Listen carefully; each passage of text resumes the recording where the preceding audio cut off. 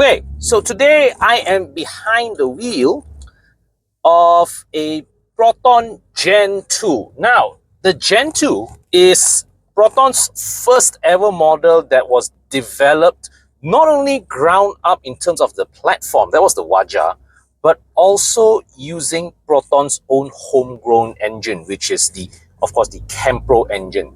Now, back in the day, I still remember when the Gen.2 was launched in 2004, I was a very active member on Auto World Forum, right? If you remember that place. I, of course, eventually went on to be...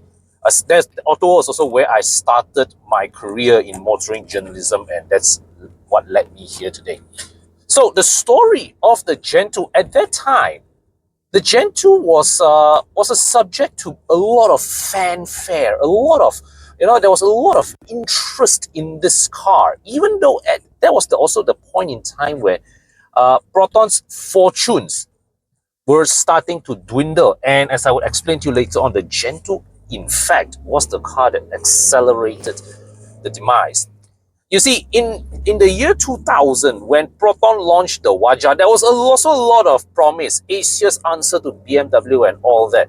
But what came out, the Waja was a car that, yes, the driving dynamics were fantastic, but the interior build quality was so-so. Cars breaking down because of fuel pump issues. Power windows were failing despite noise of modular assembly and all that. This generation of Proton cars, I don't see them as viable dailies, but as conversely, they are actually rather quite a bit of fun to use as weekend cars.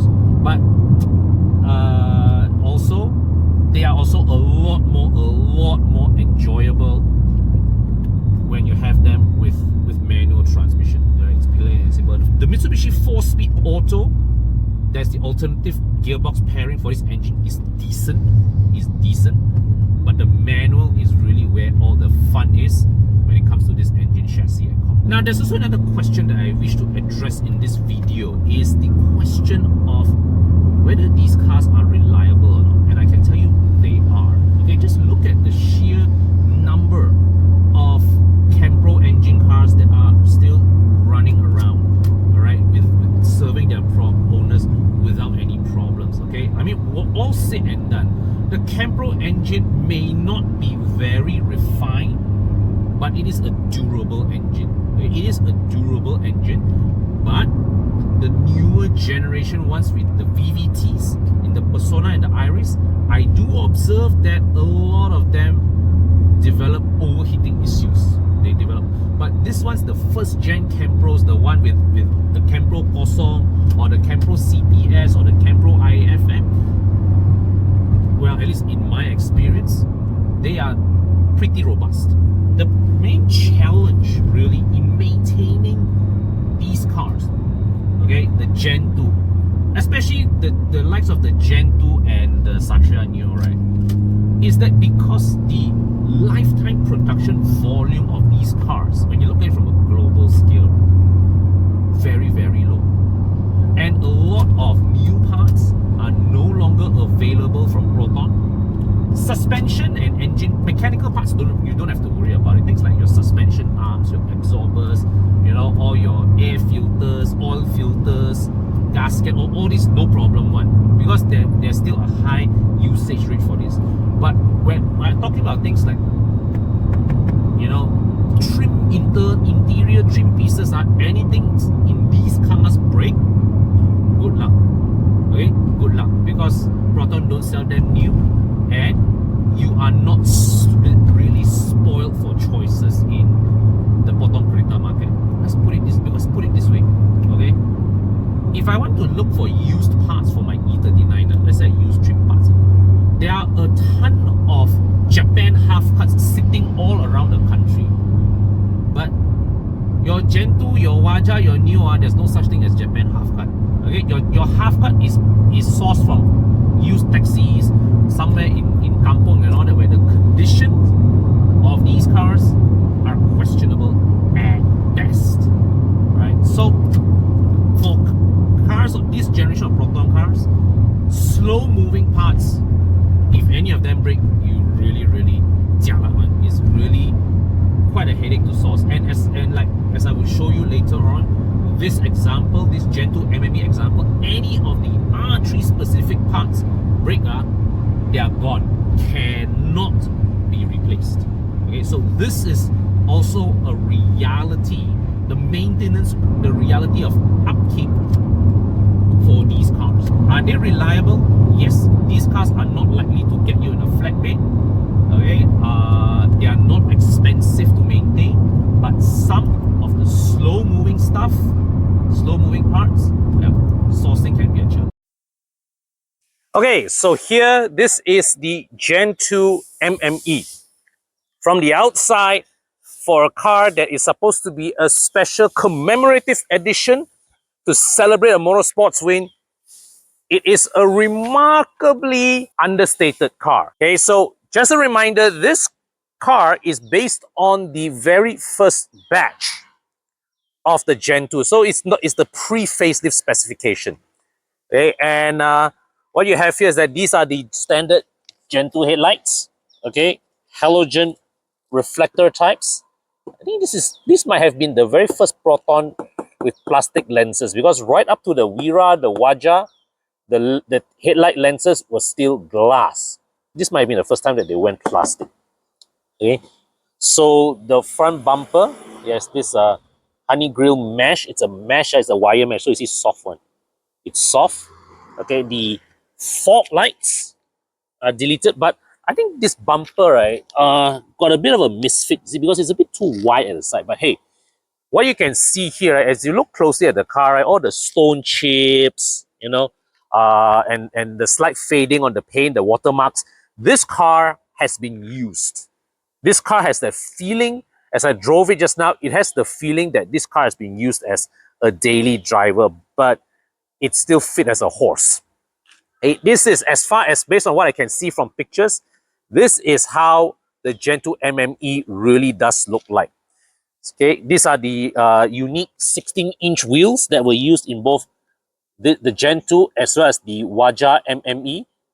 205/45/16 tires. The standard car came with 195/50 and uniquely, it has cross-drilled discs. Okay, so this side skirt is also unique to the MME edition. Believe previously there was a sticker here or a badge here, but that one fell off already. Okay, these are the rears. Look at this. Now, one thing I do admire about the Gen 2 and also Protons of this era in general, right? They were very generous in terms of the rear brake and suspension specification. Back then, even from the time of the Wira 1.6, they had rear disc brakes. They had rear independent suspension, and that carried on with the Waja, the Gen 2, the Satria Neo. In fact, the Satria Neo and Gen 2 both had rear disc brakes as standard for all engine variants. 1.3, 1.6, CPS, all had rear disc brakes. And here in the Gen 2 and also the Neo, the disc brakes were so large for relative to their size that you need to have at least 15-inch wheels for it to fit properly in the car. All right, so Proton at this point in time, they didn't mess about when it comes to speccing the brakes for their cars. So here at the back, okay, these are the iconic tail lights of the Gen 2. I will say by today's standards, a relatively subtle spoiler. Okay, the standard Gen 2 also had a spoiler, but it was a lower set one. All right, this one is a bit more aggressive with the R3 emboss here, as well as this cutout here. Okay, here the lower bumper. Okay, there's a slightly flared out diffuser that's not present in the standard car, but it's a kind of enhancement that is blink it or you will miss it. Very, very subtle. Yeah, and this tailpipe also has the R3 wording stamped onto it. Okay, now typically, usually at this point in time, this is where I open the boot and show you inside the boot. But the problem with the Gen 2 is there's no keyhole out here, neither is there a handle out here to open the boot. Okay, and the key also got no remote boot release. So the only way I have to open from here. And then you lift it up. Oh. For a car this size, the boot space is pretty decent. I don't have the exact figures, but it's deep. It's pretty deep. So let me clear out all these newspapers, right? So you can see based on the arrangement of the newspapers here, you can take on easily 3 check-in suitcases if you arrange them right. Okay, and let me just go to the front. So to fold the seats down, first lift this up. Okay, so here is the cap cover for the fuel pump. There's a come on, wow, just attached like that only one. I thought it would have been sealed. Okay, never mind that. Now, then what you do is you drop this. Now, you standard process is you remove the headrest and the seats drop for a perfectly flat floor for you to load your heavy items. Okay, notice that the 2 individual headrests, they are detachable. Okay, this feature, if I remember correctly, was also present in the Persona, but was not available in the Waja. To reinstall the headrest, you have to do it before putting the seat back. Okay, so that there's space for the headrest to go in. Okay, let's sit inside. Now, I'm 170 centimeters tall, and right behind me, as you can see here, because of the low roof, well, my head is touching the seat, the roof. Okay, but got a good. The headrest makes it comfortable, and the lean is a bit upright, a bit upright. Okay, thigh support. Let me just show you. Not that great. Okay, not that great. The seats are quite flat. And I noticed this whenever I take the airport limos, whenever I get a Persona, I noticed that the thigh support is a bit lacking. And I noticed that's how Proton used that as a sort of like a cheat code to give you more leg room. You see, because the leg room is very generous. Okay, I can really stretch. There's a lot of space here, but that comes at the expense of support under the thighs. There's basically like it's basically like a whole gap under here. Okay, and what this means is that on long drives, your rear passengers, their legs can get quite a bit restless. If you compare this to the 2nd gen Persona as well as the Iris, the rear seats are better sculpted, give better thigh support, but that comes at the expense then of rear leg room. So here, let me just show you. This is this dual tone door card. So the fabric itself is, sorry, the upholstery itself is fabric. Okay, and then this was a phase where Proton was being very experimental in the way it designs interior, like all this circular door opener lah. The door power window switch is located at, I would say, a pretty uncomfortable position. Okay, see, when I'm seated here, I have to contort my arm at such a weird angle to open the window. Okay, so this is weird. Now, look at the seats also, pretty unique design. This is only available in the pre-facelift model as well. Okay, fixed headrests. And let me show you the dashboard. This was the pre-facelift Gen 2 dashboard. When Proton launched the Persona sedan, they revamped the dashboard a bit, made it a bit more conventional, and the facelift Gen 2 also followed that example. Now, what are some of the unusual cues of this dashboard? Firstly, there is no glove box. This was a huge point of controversy at that time, I remember. Okay, then when they launched the Persona and the Gen 2 facelift, they reinstated the dashboard. Radio is integrated into the dashboard, but it is something that you can replace with a 1-DIN or 2-DIN aftermarket unit. I distinctly remember in the Persona, it was a different setup altogether. What I do like here is that there is an analog clock right on top of the dashboard, which is a very, very rare touch these days. This is also a unique instrument cluster design for the Gen 2. With the Persona and the Gen 2 facelift, they changed the look a bit, even though the function-wise, it still remains the same. The steering wheel here, look at this. The buttons, a bit smaller, but Proton maintained this steering wheel for a while. They kept this on to the Persona after that. And yeah, this is the steering. I do like the sort of like this bolt pattern designs here. It's cosmetic lah, but it's not a very fancy looking steering, but this here is a nice touch. Okay, the triple stack aircon controls. That is a cue that's taken from Lotus. And this R3 gear knob is unique to the MME edition, and also there's this commemorative plaque down there, okay, to give this car a serial number. Now, the Gen 2 uniquely featured the power window switches mounted in the middle, okay? When they facelifted it, and then when they introduced the Persona, they moved the power window switches back to the door. But here in the pre-facelift Gen 2s, it was mounted in the center console. And you can see this is a cup holder, okay? This mechanism is metal. This piece is metal, but the mechanism that hold it in place, not so solid lah, okay? Not so solid. Yeah, and the handbrake lever here also has this unique sort of like a sword. It gives the visual impression of a sword, right? So yeah, here you have it. This is the interior of the Gen 2 pre-facelift. There were a lot of criticisms when it was first launched on the quality. Some didn't like the oddball design.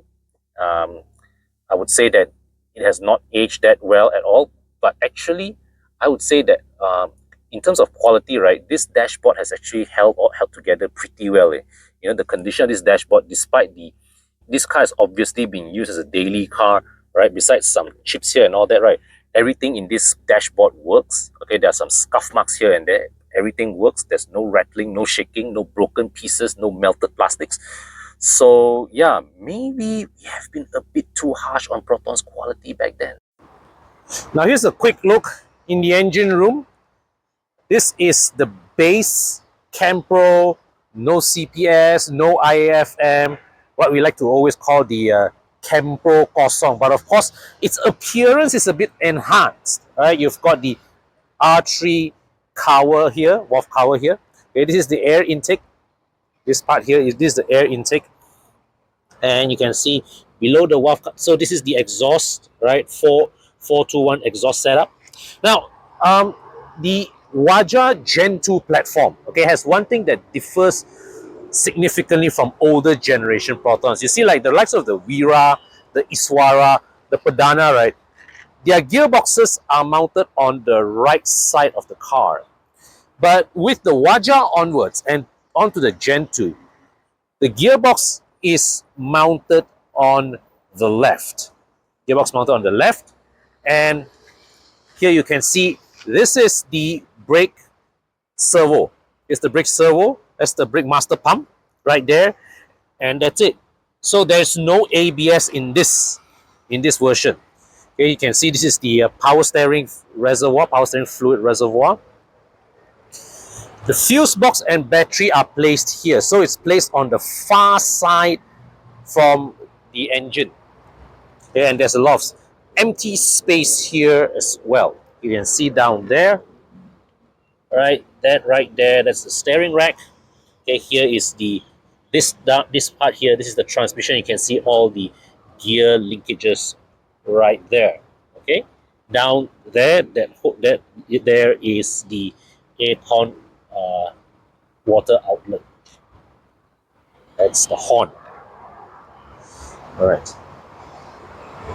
So the headline figures, the base Campro engine makes 110 horsepower, 148 Newton meters of torque. But according to Proton's own claims, the new spark plugs, as well as the custom-made exhaust made specifically for the Waja and Gen 2 MME, liberates an additional 8 horsepower from the engine. And of course, you can see here, this strut bar, this is also unique to the Gen 2 MME.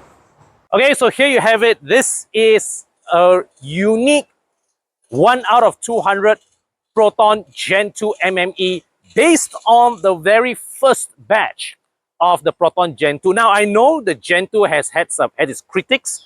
Okay, this car has its flaws when it was first new, but I think today, if you look back, okay, with a bit more fondness, this car also has its charms. It is rough and unrefined in some areas. Let's put it this way.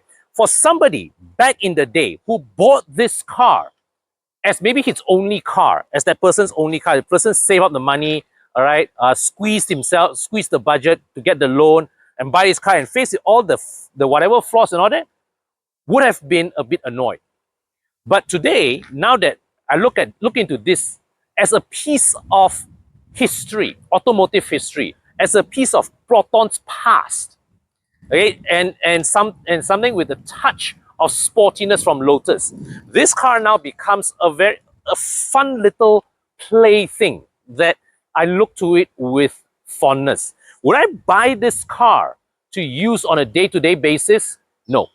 But if I have a bit of spare cash and I've got a space in my porch for something that I just want to drive around for fun to enjoy, and you know, something that does not give me a lot of complexity, a lot of headache, put petrol and go, but still have fun, this is it. This is a candidate, okay, because it is a cheap car to run, okay, it is a decently durable, and as we saw, a lot of things are, despite, you can see the signs that this car has been used. This car has been daily used and is still holding together. So you can know that in terms of durability, this car has it. Okay, in terms of driving fun, this car has it too. All right, I've had a lot of fun driving this car, really enjoyed it.